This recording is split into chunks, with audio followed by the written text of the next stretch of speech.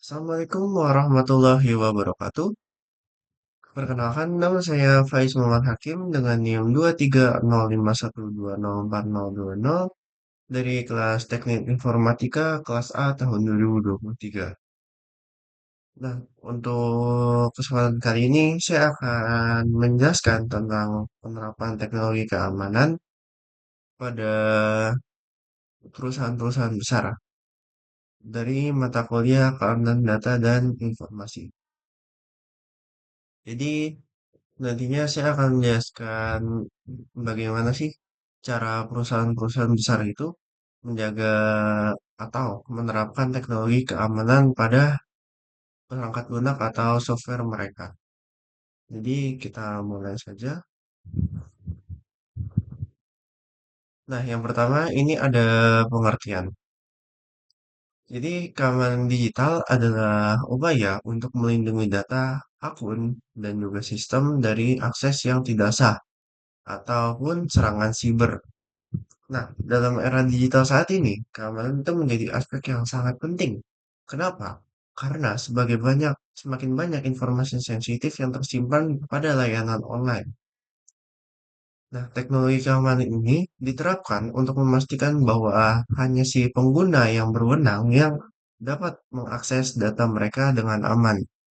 Jadi, baik dari sisi konsumen maupun dari sisi penyedia layanan itu tidak khawatir data yang disimpan itu akan tercuri ataupun diakses oleh orang yang tidak berkepentingan.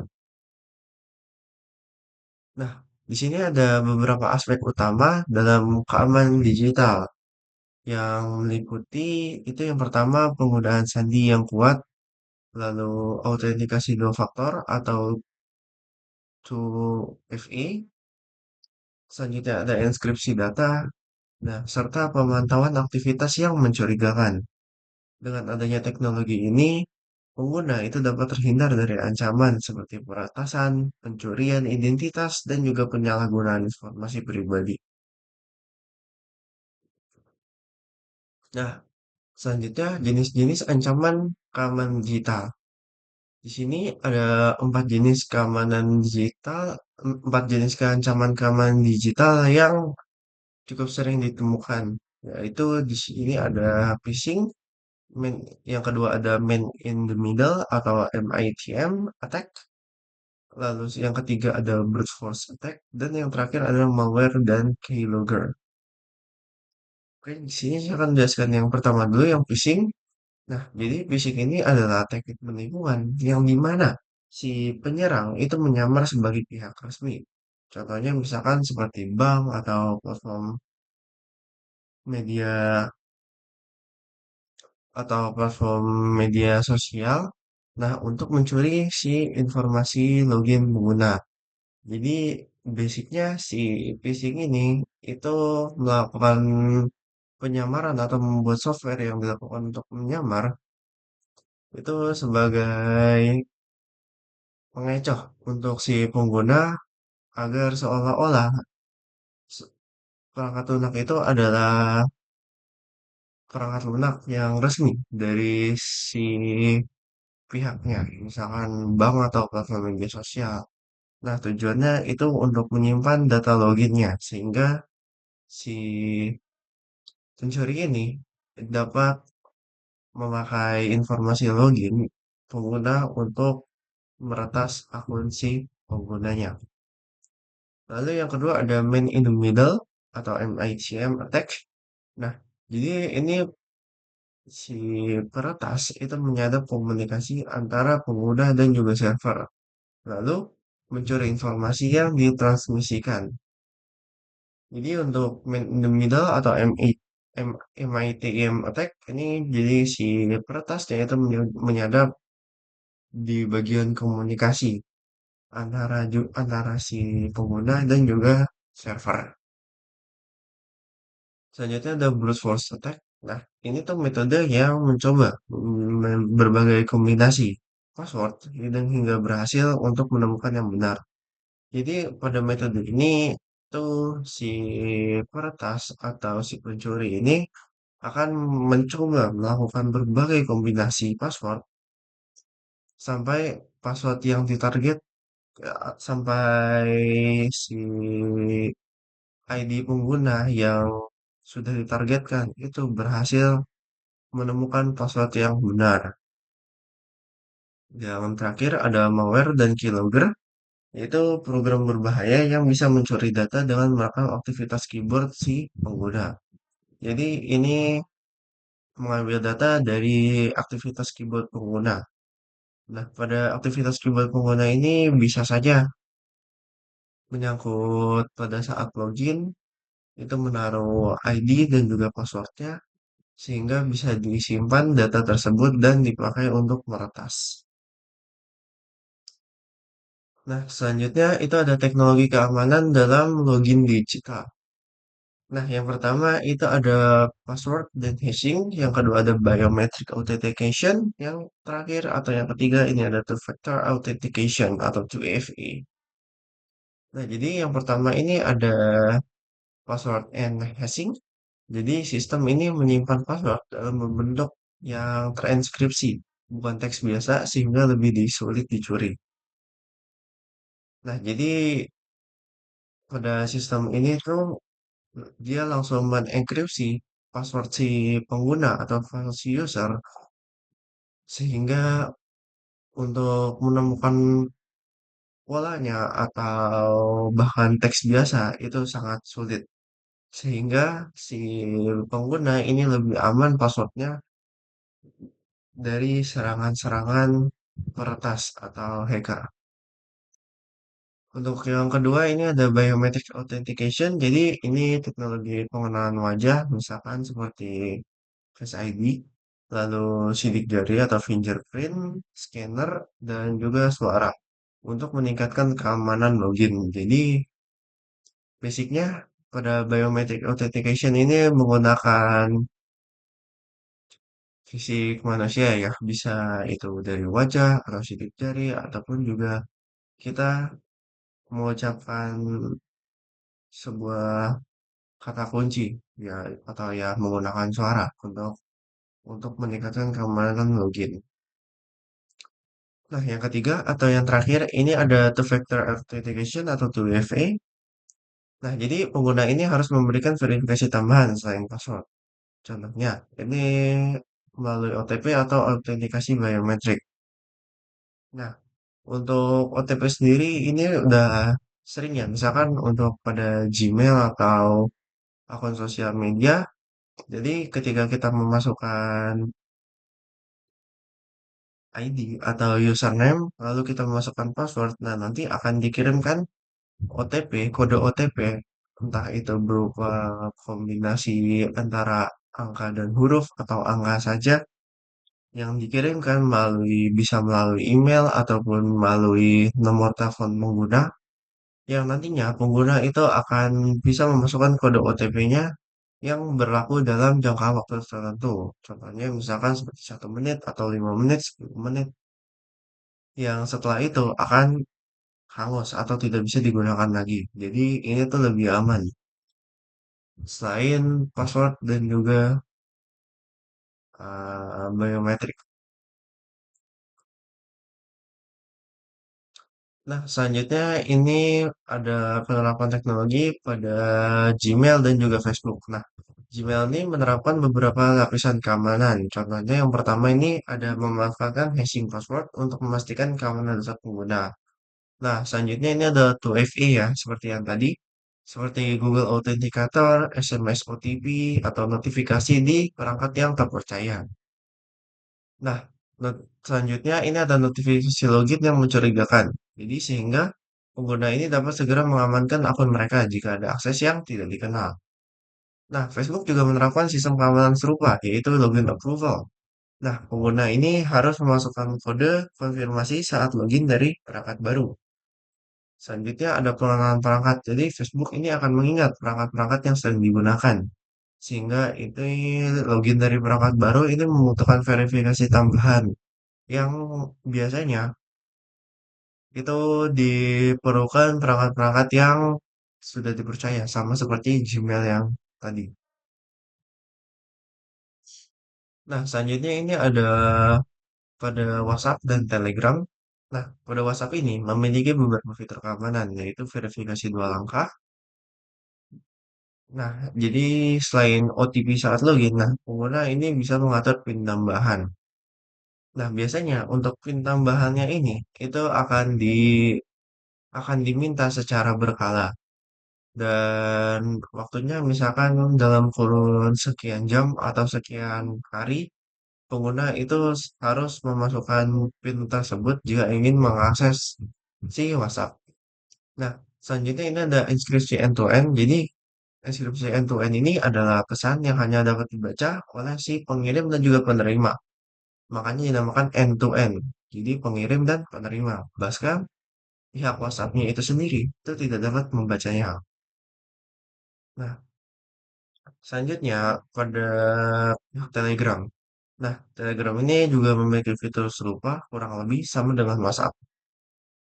Yaitu untuk yang pertama ini login dengan password dan juga OTP untuk memastikan hanya si pemilik akun ini yang bisa mengakses. Jadi ini di double ya. Ketika sudah memasukkan password, maka si Telegram akan mengirimkan pesan OTP. Entah itu dari email pengguna ataupun nomor ponsel si pengguna. Lalu ada secret chat yang menggunakan inskripsi tambahan untuk memastikan bahwa pesan-pesan ini benar-benar aman. Jadi secret chat ini itu chatnya itu akan dienkripsi lebih lanjut. Tujuannya agar si pengguna ini lebih safe lah, lebih merasa yakin bahwa pesannya itu benar-benar aman. Nah, yang selanjutnya ini ada dari pihak marketplace. Nah, contoh marketplace-nya ini seperti Tokopedia. Di sini saya menggunakan Tokopedia. Nah, Tokopedia ini menggunakan one time password atau OTP sama seperti ya sebelum-sebelumnya di email, Gmail dan Facebook juga memakai itu untuk melindungi pengguna dalam transaksi. Nah, OTP ini dikirim melalui SMS, email, ataupun aplikasi autentikasi yang dibuat oleh si marketplace-nya tersebut. Nah, OTP ini hanya berlaku dalam waktu singkat dan tidak bisa digunakan lebih dari sekali. Seperti yang tadi saya jelaskan ya, bahwa OTP ini ada yang berjangka dalam 1 menit, 5 menit, 10 menit, dan ketika sudah melewati dari masanya, itu OTP-nya sudah hangus dan tidak dapat digunakan lagi. Lalu, OTP ini juga digunakannya itu sekali saja. Tidak ada penggunaan OTP berulang. Jika terjadi pemasukan OTP yang berulang, itu maka akan tidak sah dan biasanya itu pengguna atau si user yang ingin loginnya ini akan diminta sebuah konfirmasi untuk mengirim ulang kode OTP-nya lagi. Nah, untuk mencegah SIM swap attack, ini ada beberapa platform yang mengadopsi sistem verifikasi yang berbasis perangkat atau menggunakan aplikasi autentikasi sebagai pengganti OTP yang berbasis dengan SMS. Nah, jadi SIM swap attack ini menargetkan si nomor ponsel pengguna. Jadi ada beberapa platform dari marketplace ini yang mulai mengadopsi sistem verifikasi yang berbeda, yang berbasis perangkat. Contohnya misalkan ada perangkat yang terpercaya, jadi itu harus autentikasi melalui perangkat tersebut. Oke, selanjutnya ini ada implementasi enkripsi. Nah, jadi enkripsi ini adalah teknik untuk mengacak data agar tidak bisa dibaca oleh pihak yang tidak berwenang. Nah, beberapa jenis enkripsi yang umum digunakan ialah yang pertama itu ada SSL atau TLS atau Secure Locket Layer atau Transport Layer Security. Nah, SSL dan atau TLS ini digunakan untuk mengamankan komunikasi antara pengguna dan juga server. Biasanya ini terlihat dari ikon gembok pada URL di browser. Jadi pada browser itu biasanya di bagian kiri itu terdapat ikon gembok atau save search dan sebagainya. Di sebelah kirinya URL, nah itu menggunakan SSL or TLS. Jadi ini gunanya ya untuk mengamankan komunikasi antara si pengguna dan juga server. Nah, kemudian ada end-to-end encryption atau E2EE. Nah, ini seperti yang digunakan oleh WhatsApp tadi ya, end-to-end encryption. Jadi ini digunakan dalam aplikasi pesan nih, seperti WhatsApp dan juga Telegram. Nah, ini memastikan bahwa hanya pengirim dan penerima itu yang bisa membaca pesan. Bahkan dari pihak developernya atau pihak WhatsApp dan Telegramnya ini tidak bisa membaca apa sih pesan-pesan yang dikirim dari si pengirim dan juga penerima. Oke, contoh kasus keamanan digital. Nah, di sini ada beberapa contoh kasus serangan cyber yang pernah terjadi. Yang pertama ini ada kasus phishing Gmail.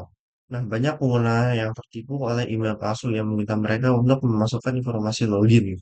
Jadi pada kasus phishing ini banyak pengguna, terutama pengguna yang kurang aware dengan teknologi, misalkan seperti orang-orang yang sudah berusia lebih lanjut, itu biasanya itu akan mudah ya tertipu atau orang-orang yang memang kesehariannya itu memang tidak terlalu dekat dengan teknologi itu biasanya yang tertipu. Nah, kasus phishing ini tuh tidak hanya terjadi di Gmail, itu biasanya juga bank-bank itu sudah sering terjadi kasus phishing seperti ini. Yang hasilnya ya si peretas itu dapat memasukkan mobile banking dari si korban. Nah, selanjutnya ini ada pembobolan Facebook. Nah, jadi sebanyak 540 juta data pengguna Facebook pada tahun 2019 ini bocor akibat salah keamanan dalam sistem Facebooknya sendiri. Lalu yang ketiga ada serangan OTP Tokopedia. Nah, beberapa pengguna itu menjadi korban SIM swap attack, di mana peretas itu mengganti kartu SIM untuk menerima OTP dan juga mengambil alih akun mereka. Jadi si swap attack ini sudah pernah terjadi pada Tokopedia. Oleh karena itu, beberapa platform marketplace ini sudah menanggulanginya lah dengan contoh-contoh seperti yang tadi sudah dibahas. Nah, selanjutnya ini ada tips keamanan untuk pengguna. Jadi untuk menghindari ancaman siber, ini pengguna perlu menerapkan langkah-langkah berikut. Yang pertama adalah gunakan password yang kuat dan unik untuk setiap akun. Jadi usahakan itu setiap akun itu mempunyai password yang unik dan juga yang berbeda-beda. Nah, selanjutnya yang kedua ini ada aktifkan 2FA untuk perlindungan tambahan. Lalu yang ketiga, jangan pernah klik link mencurigakan dalam email atau SMS. Nah, yang keempat ini hindari penggunaan jaringan WiFi publik tanpa VPN. Ini bisa saja seperti WiFi bandara atau WiFi di dalam kafe atau restoran atau ya jaringan WiFi publik biasa yang semua semua perangkat yang dalam jaringan tersebut tuh bisa mengaksesnya. Lalu yang kelima atau yang terakhir ini ada periksa lewat login akun secara berkala untuk mendeteksi aktivitas mencurigakan. Jadi ketika akun itu terkena hack atau berhasil diambil alih oleh oleh penyerang atau hacker, itu kita bisa lihat pada riwayat login akunnya. Jadi siapa saja yang login atau pada perangkat apa yang login itu bisa dicek secara berkala. Nah, yang terakhirnya ada kesimpulan, jadi keamanan digital merupakan aspek yang tidak bisa diabaikan dalam penggunaan layanan online. Nah, dengan menerapkan teknologi seperti 2FA, enkripsi, dan juga pengenalan perangkat, platform digital ini berusaha untuk melindungi penggunanya dari ancaman siber. Namun, keamanan juga tergantung pada kesadaran dan kehati-hatian pengguna dalam menjaga akun mereka. Jadi, intinya walaupun si platform ini tetap berusaha, pada akhirnya ini juga ada faktor dalam kesadaran dan juga kehati-hatian si penggunanya. Ini tidak, jika akun mereka atau perangkat mereka itu tidak ingin menjadi korban dalam hacking. Oke, sekian pemaparan materi dari saya. Kurang lebihnya saya mohon maaf. Akhir kata, wassalamualaikum warahmatullahi wabarakatuh.